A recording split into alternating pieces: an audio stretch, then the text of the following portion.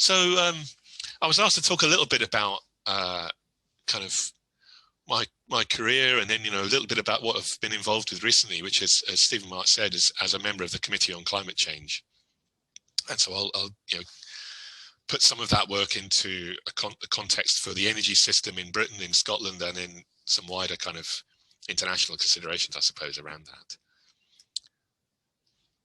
And then I need to make sure I push the right button to get it to go to them. Yeah, so one of the really nice things about being an academic is when you see some of the students you've taught, or maybe supervised their project or something, they graduate and they go on into industry very often. And when you see them doing well, and then when they get in touch further down the line, and it just, I don't know, you kind of feel like you take a little bit of credit. Well, you don't really deserve it, it's all their effort, but you get that sort of warm feeling of seeing your students doing well in their careers. And every so often, I see some of them getting in touch, maybe when they're on a graduate scheme, and they've been asked a question to sort of think about their own career development and how they want to plan it. And so here was something, this is from a couple of years ago. Someone got in touch. As part of a training session, I've been encouraged to make contact from outside of working for National Grid, whose career has impressed, inspired, or interested me. So I felt flattered immediately to be approached like that. And they asked, what do you believe you've done that's resulted in you being successful? So, well, I had to kind of question how you define successful, and reflect on that a little bit. How did you manage your development over your career? And the honest truth is, I never have. I've just sort of fallen into things. Although, as I'll describe in a moment, I guess there were some particular kind of changes that I made that took me in different directions. And what advice would I pass on? And just kind of learn stuff. Whatever position you're in, take the opportunity to try to understand what it is and what it's about. So I think my career path for someone who's an academic or someone who's an electrical engineer or just an engineer, I think is quite atypical. And maybe I'll try to show it as it's gone through time, so you can get an immediate feeling for how old I am. Looking at how my salary has progressed. Fortunately, it's mostly gone up, although sometimes it's gone down. But sort of the satisfaction I felt from what I was doing has definitely kind of zigzagged over time. So I did an undergraduate degree at the University of Bath, studying electrical and electronic engineering. I mean, I found it quite hard going, especially at the beginning, to be honest. But I kind of stuck with it and graduated. I was lucky actually to be sponsored as an undergrad by the Central Electricity Generating Board, which was the state-owned, vertically integrated, we would call it, electricity generation and transmission company for England and Wales. And there was kind of similar companies in the south of Scotland and the north of Scotland. And I had a couple of summers of placements there. Actually, I did learn some stuff, especially the second year, although maybe the most memorable bit was opening the batting and the bowling for the cricket team that won the Northeast area competition in the second summer. But then when I graduated, I was offered a job with what then became National Grid. It was at that point that the industry was privatized in Britain and the CEGB was split up. And I was offered a job with National Grid, but didn't take it. And instead, I became a voluntary community worker in Nottingham at something called Beeston Community House, which meant even less money than I had when I was a student. But you can see there that I totally enjoyed it. I mean, it was exhausting, but I felt a huge amount of satisfaction from what I was doing, which was doing some welfare rights advice, doing a housing campaign. I was the treasurer of a hostel for young single homeless people. I helped out at a day centre for the homeless. I ran an after-school club for kids, did some, actually in early days of raising awareness about things like recycling. I did some campaigning on that and various other things as well. That was only going to be for a maximum of 2 years. I had to work out what to do next. And I had a choice of a place to do a postgraduate certificate in education to become a maths teacher, or to do a PhD back in Bath. And I actually chose the latter, mainly because I thought it would be easier. And having met a load of teachers since then, I'm pretty sure it was true that a PhD was easier than becoming a school teacher. That was hard work to begin with as well, because I'd gone from working with a lot of people to then being, stuck in an office reading stuff and then programming a computer to do loads of simulations. But as I kind of got into it and got to know some of my colleagues, I through the second year, I started to really enjoy it, actually. At the end of that, I went to Italy for a year on a postdoc position, but it was placed with a company in Naples. So that was a fantastic experience, an excuse to spend some time in a great but crazy part of the world. The work wasn't quite so good, but anyway. Then another big choice was I was offered a postdoc position to go into sort of medical engineering at University of Sheffield, or back into power systems engineering, which is what I'd done for my PhD at what was then UMIST and is now part of University of Manchester. And not wanting to give up what I'd learned in my PhD, I took the latter position. That was a 2-year position. Well, actually it was 3 years, but they only offered me a 2-year contract. I applied for a lecturing position in the second year there, didn't get it, quite rightly, because my application and my interview were rubbish. I just wasn't ready for it. But then I heard that actually National Grid was looking for people to come in directly into a job in the system development department, so to do with planning of the network. And this actually sounded quite interesting. So I took the job, went there. Again, a little bit of, not so interesting to begin with, perhaps, but as I got into it, slowly appreciated it. And I stayed there for 7 years.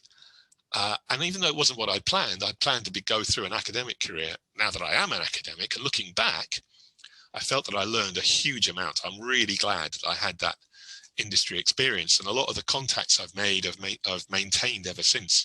And it's been really useful in terms of getting project proposals and getting funding, and really trying to sort of have an impact, I think, from the kind of research that I do, and the research that my group does. I eventually left. I suppose I was getting fed up with what I saw as too many reorganizations. I wasn't completely convinced with how management was approaching things. And I maintained some connections with the academic world. I remember bumping into Stuart Galloway at a conference, and him saying, "Oh yeah, we're looking for some new people to come in. You should think about it." And I had an audience with Sir Jim. He wasn't knighted at that point, but he was still a very senior figure in sort of, maybe it had been late 2004 or something. And so I applied. I was interviewed, and I moved to Strathclyde in the summer of 2005.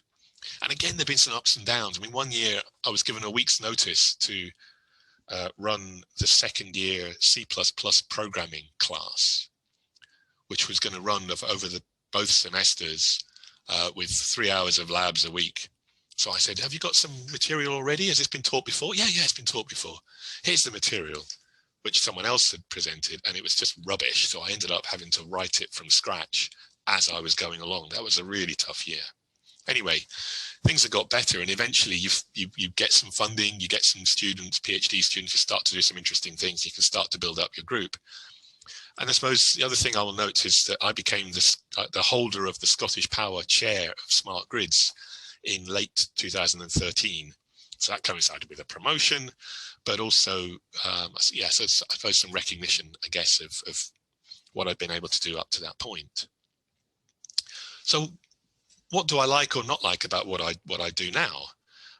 Well, there's a great bit of football commentary that old people like me might remember from the early 70s, where Francis Lee is playing for Derby County against Manchester City, and the commentator, Barry Davis, is saying, as Francis Lee bears in on goal, "Interesting, very interesting," and he wallops it into the top corner. And I think that sums up what my job is like. There's the opportunity to get involved in lots of really interesting things, sometimes too many. I think Stephen Marks said that I kind of involved in lots of stuff, and that's part of the challenge. Is there's lots of interesting things that pop up where there's an opportunity to learn things and to just find out about things, and hopefully to contribute something. And it's difficult sometimes to know what to say no to, and so time management becomes a challenge. Find yourself spinning lots of plates, trying not to let any fall, and feeling very guilty and ashamed when anything does fall through the cracks. You forget to reply to an email, or I try not to miss deadlines. And then, you know, there is a bureaucracy that goes along with the job, you know, especially, you know, marking exams is, you know, a real hassle. But, you know, it's all part of the job, I suppose. So that got to take with the rough with the smooth. Being involved in so many things, my diary can get a bit mad. So this is actually just the kind of just before lockdown back in March. And I was down in London that week and filling my diary with lots of different meetings. I mean, there was also some nice things happening, you know, so, okay, it's one of my PhD students had his Viva on the Monday, so I was going out and helping to celebrate that. Chance to have dinner with interesting people. So Jim Ski was my predecessor as a member of the Committee on Climate Change. He's chair of one of the working groups of the International Panel on Climate Change now. So I had to have a chat with him. That's the last time I had dinner out, I think, back, you know, before all the pandemic was really having its biggest impact on us.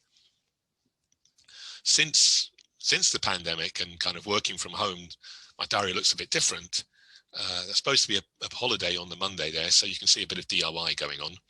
But all these meetings then all happening online, and just trying to reprogram my brain as I go from one subject to another is sometimes a bit of a challenge. So the graduate that I mentioned earlier who was in touch, you know, kind of another few more things that I was saying to them. What have I done that's resulted in me being successful to the extent that I am? I mentioned already that, you know, I think a key is to try to understand what you're doing and why you're doing it. And for me as an engineer, a lot of that is about trying to form a kind of working mental model of how something works. I find myself as I get older, I find myself not able to remember the maths and the basic theory quite as easily as I used to. But having a kind of mental model of how something works does sometimes stick and helps me to sort of maybe try to explain something, or if some results come from what one of my students are doing in a simulation, how it's going that way and not that way, maybe it helps to try and, you know, interrogate it and test what we might do next. Relationships matter as well. You know, the energy sector, yes, there's a huge number of people working in it, but even within the electrical part of it, which is really my kind of main focus, it's not that big a sector, actually. You bump into all sorts of the same people in different guises. So building and developing and maintaining the relationships is really important, because it's an opportunity to learn from other people when you get a chance to talk to them, or, you know, even in online meetings, it's not quite so easy, but it's still possible. And you never know when you might be able to form some collaboration or work on a project with them. So try not to fall out. I mean, I know I do get grumpy from time to time, as Stephen Mark would no doubt tell you. So sometimes I have to kind of swallow my pride and apologize and try and rebuild the relationships, but it's really important to maintain those things, I think. And again, as I get older, I'm actually more and more conscious of how little I know, more wary of the gaps. So yeah, one of the most recent things I've become involved with is, as Stephen Mark mentioned earlier, is the Committee on Climate Change, which actually renamed itself subtly to the Climate Change Committee. There's been a new branding. It's just been launched last week, actually.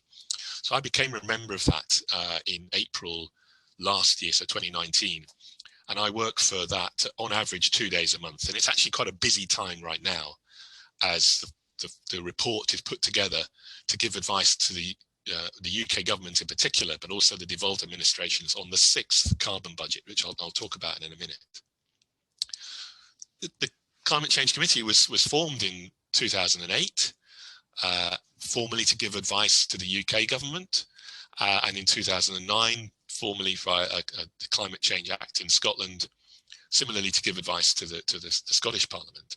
And its role is to advise on the level of the UK's carbon budgets, which, as I said, I'll mention in a moment, to monitor progress in reducing greenhouse gas emissions. So it's not just CO2, but there are others as well that have a global warming effect. To conduct a climate change risk assessment. This sometimes gets a bit overlooked. You know, climate change is already a reality. Global temperatures have already risen, and even with the kind of the best that we could hope for in terms of global action and what governments we hope will sign up for in COP26 around this time next year, there will still be further temperature rise. So, you know, we should be, in a sense, working towards limiting that rise to certainly significantly below 2 degrees C and getting as close to no more than 1.5 degrees C as possible. But we have to kind of plan in a prudent kind of risk-averse way on the basis of, well, maybe it could be 2.5 or 3 degrees C, and what will that mean to weather patterns all over the world, to sea level rise, and so on. So there's a risk assessment is also produced by the Climate Change Committee, and then to monitor progress on that adaptation work to adapt to, as I said, the climate change that is already happening. The good news is that we have been making progress on emissions, and I think in the UK and within Scotland, we've been doing pretty well relative to some of our peers in terms of industrialized economies. But of course, there's a lot further to go. Where have we managed to make progress in Scotland? Well, a big part of that progress has been in the electricity sector, relative to where we were back, in 1990 and even in the early 2000s. We've got down, well, not quite to zero, but almost. We still have one large fossil fueled power plant, which is at Peterhead, and it was produced a bit more energy last year than it did the year before, which is the reason for that slight uptick in the red line. But we've closed the coal-fired power stations. Now that has a big impact on jobs in terms of coal mining and power production. And that's one of the challenges we have in terms of the energy system transition, is jobs will disappear from some parts of the sector, but reappear in others. But they're not necessarily in the same physical locations, and they don't always need exactly the same skills. So, there's a big challenge around what is more and more being referred to as the just transition. Big progress to make in other areas, and for us as involved in the energy system, particularly to do with the use of energy in the industrial sector, in buildings and in surface transport, where very little progress has been made. On the UK basis, similar challenges really of how do we reduce emissions in those sectors, and still further to go in terms of decarbonising electricity production, even though a lot of progress has been made, mainly through the kind of building and use of wind. So the carbon budgets, it sets total emissions for 5-year periods of time. There are kind of year-by-year variations, but having this kind of 5-yearly budget gives you a pretty good idea. So to stay with what was an 80% emissions reduction target that became, as of last year, a net zero target by 2050, there are certain kind of trajectories that we would expect in order to get to those endpoints in 2050. But the trajectory also matters because it's the cumulative emissions that have an impact on the climate. So really, we should be kind of reducing emissions earlier rather than later. And the 6th carbon budget covers the period 2033 to 2038. That's the advice that is currently being prepared by the CCC and will be published on December the 9th. And that all forms part of the context of international efforts to reduce greenhouse gas emissions. And the 26th Conference of the Parties, as it's known, or COP26, which is coming to Glasgow in November of next year. Hopefully, we will kind of have the SARS-CoV-2 virus more under control by then, and the threat of the COVID-19 illness more manageable, to allow people to congregate in person, although I know contingency plans are being put in place in case that can't happen. So the big things that the UK, which is co-president with Italy, is looking for are new, more ambitious, nationally determined contributions. They're basically the kind of targets that governments will set for themselves, for 2030 as a priority in the shorter term. And then also longer term strategies setting out a pathway towards net zero emissions. And we've seen major announcements actually in the last few weeks. Japan just announced only the other day to be carbon neutral by 2050. China announced in a big speech to the UN that it will be carbon neutral by 2060. So, okay, it's a bit later, but given what they've been doing over the last few years, I think that's a big announcement. And although nothing's been committed to quite within the European Union, the European Commission has been advising the various members of the EU to commit to climate neutrality by 2050 as well. Returning to the UK, and again, looking in a bit more detail at that energy transition challenge, we can look at how we've changed that since 2012. And these Sankey diagrams can be quite a useful way of visualizing. You can see the kind of volumes of energy coming in and how they're being used on the right-hand side, but also some of the conversion losses and network losses that don't contribute to the end use. And you can see there that coal use has been much reduced. So that's good news in terms of emissions. Okay, not good news if you've been working in the coal industry. But there's a long way to go, especially, you know, in meeting the end use energy services, but trying to reduce the amount of energy we use in doing that, and eliminating the use of the unabated use of hydrocarbons. So they may still have an important part to play, provided we capture any CO2 emissions associated with it, or that we make, for example, hydrogen in a low carbon manner. Now, in decarbonising heat and transport, it's likely there will be a lot of electrification. This is not guaranteed that all of it will be electrified. So there are different scenarios that we could visualise out to 2050. But, you know, all of them agree that the demand for electricity is going to go up by a lot, and, you know, potentially at least doubling by 2050. So how is that demand going to be met? Where's the electricity going to come from?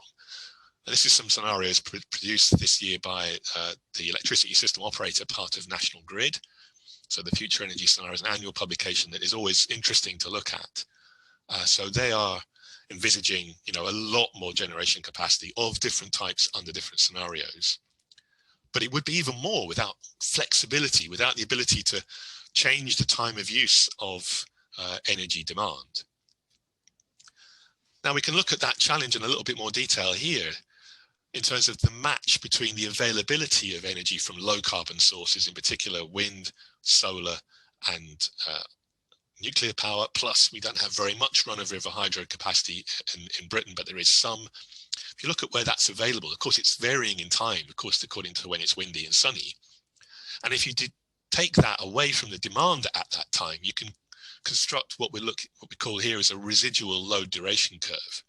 So the green line there is from some simulations that we've done in my group, looking at only a 2030 scenario. So it's not terribly aggressive when you compare with what we might need to do in 2050.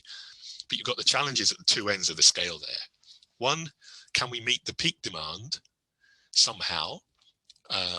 You know, which means when it's not windy or sunny, there's still a demand to be met, even after you use some flexibility of demand. And then what happens down at the bottom right? That's a time when there's surplus electrical energy. How can we use that surplus without use it up without wasting it?